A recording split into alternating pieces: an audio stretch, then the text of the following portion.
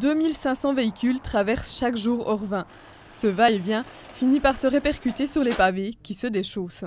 Je peux sortir les pavés à la main, donc on comprend pourquoi ce pavage doit être refait dans son ensemble.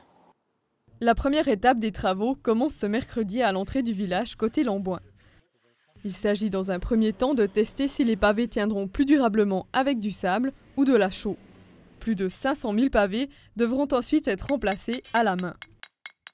La traversée d'Orvin est inscrite à l'inventaire des voies historiques suisses et protégée au niveau national.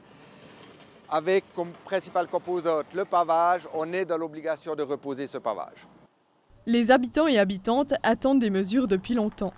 Je trouve que c'est une très bonne chose. Déjà donc d'un au niveau de la sécurité.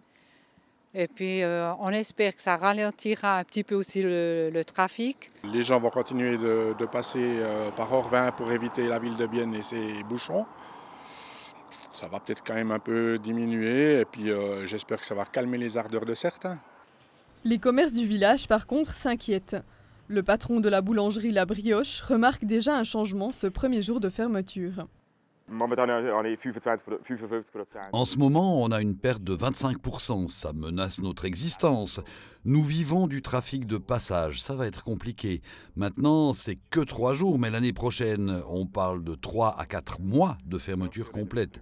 Là, on est seulement coupé de Lamboin. L'année prochaine, ce sera aussi la direction des Villars. Ça va être brutal pour nous. Pour sauver les places de ses 30 employés, il ira vendre ses marchandises jusqu'à Bienne. Le canton rencontrera les commerçants de la commune en fin d'année pour discuter des solutions le temps des travaux. Pour transformer la route, Cédric Berbera s'est heurté aussi à un autre casse-tête. Comment composer avec les monuments protégés comme cette fontaine ou ce pont de Grange?